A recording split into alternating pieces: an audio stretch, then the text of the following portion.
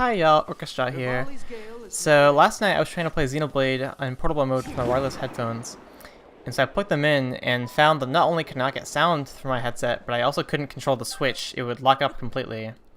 So if you want to know what headset I'm using, it's the Logitech G933 if you want to recreate this. And basically I found that you can get a lot of really strange effects with this glitch. So here I have the adapter plugged in, and I'm going to boot up Splatoon, and it's just going to stay at this black screen forever. It's waiting, basically.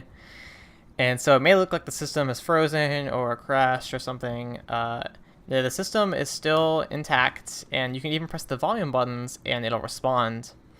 And so it's just sort of waiting for, I don't know, something. And then if you unplug the headphones, it'll start working like normal and boot up the game, which is really, really strange.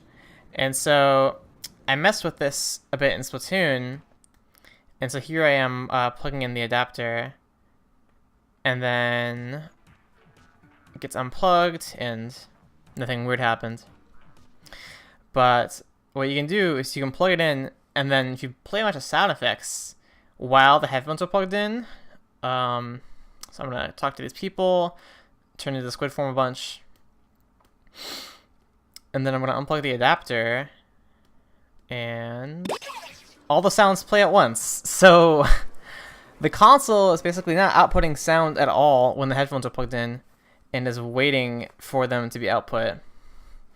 And so here I was doing some more testing, and I talked to those NPCs, and then I went to a different area and unplugged the headphones.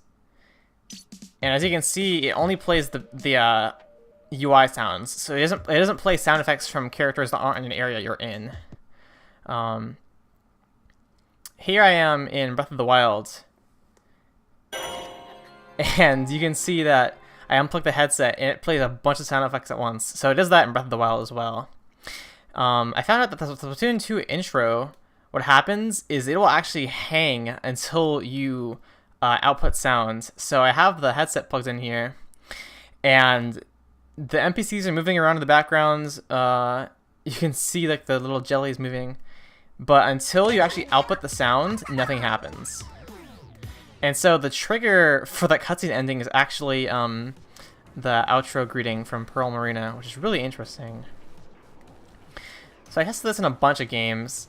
Here's me turning on 1-2-Switch. How 1-2-Switch works is it has an animated video intro cutscene, and it has the logo basically bobbing around. And if I plug in the headset, what happens is... wait for it. Here we go. So I plug in the headset, and the logo keeps bobbing, but the video stops, and then it just stops entirely. And this seems to happen a lot with videos. This glitch messes with video players a lot on the Switch, in different games as well.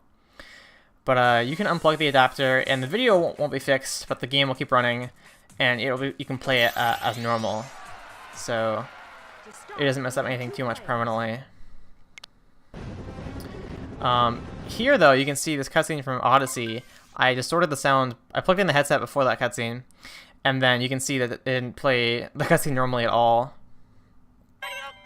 And so here I messed with Mario Kart 8. I booted up the game with the headset plugged in and then unplugged it, and there's no sound, and then it plays a bunch of sound effects after that. And so it seems to save all the instructions for the sound effects. And then with this game, it actually doesn't send instructions regarding music. So I'm going to leave that menu, which would normally cause the menu music to go away, and it would stop title screen music. But because I have the headset plugged in, when I unplug the headset rather, the menu music keeps playing. And then you actually get it to play twice. So this really, really messes with how games handle sound. And you can have songs play twice, and no songs at all, and have lots of interesting stuff happen. And so here I have a race going on. So the game can be played as normal, same as always. But it's not just, you know, music or anything that you can sort of keep playing. Here, I drove a little bit, and it kept the driving sound from playing. So now it's infinitely looping the driving noise the engine is being revved infinitely, which is really interesting. And of course the menu music is still playing in the background, so it's infinitely playing the revving and the menu music, and then also playing the battle track music, which is a little too much for Mario Kart. I think what it's doing here is it's waiting for the revving sound effects to go away. It's waiting for something, but it locks up here, and of course the game soft locks because it's just waiting for some certain sound instructions to be carried out, and they never will be. And this thoroughly fucks with the video recording. So here I have a video recording, and it skips to the 10-second mark when you play it on a computer. And you can try and force it to play the start, and it'll always skip to the 10-second mark. Which is really, really odd. Like, the video is... what happened is the first 10 seconds doesn't have sound, and so the 10-second mark is basically when I unplug the headset and the sound is restored again to the console. And so if you do frame by frame, you can force the console to play this section without sound. But just playing it in a regular video player, it really doesn't want to play the section that doesn't have sound. And it's actually not isolated to a PC.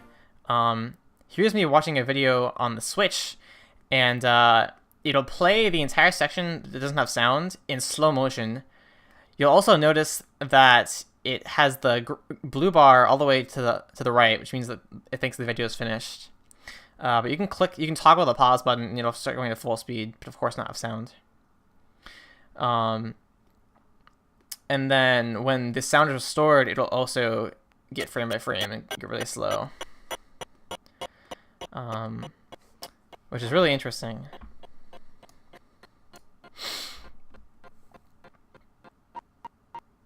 And you have more ways you can interact with the videos on the Switch.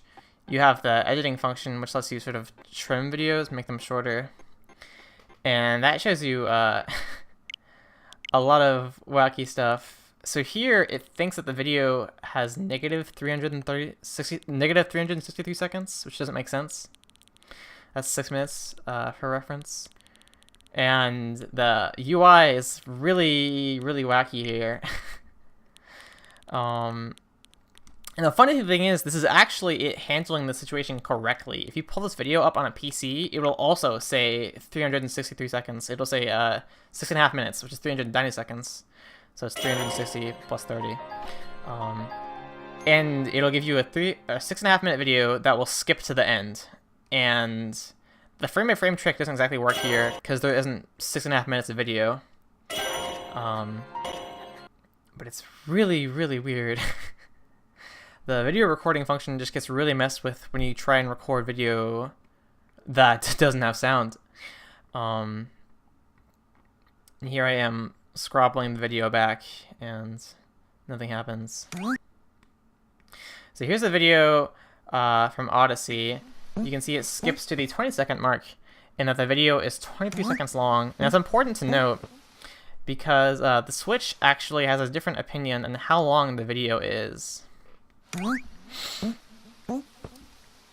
So here's the video on the Switch. It thinks that it's 13 seconds long, and it has a full progress bar, and if you try and trim it, the console crashes, which I think is crazy.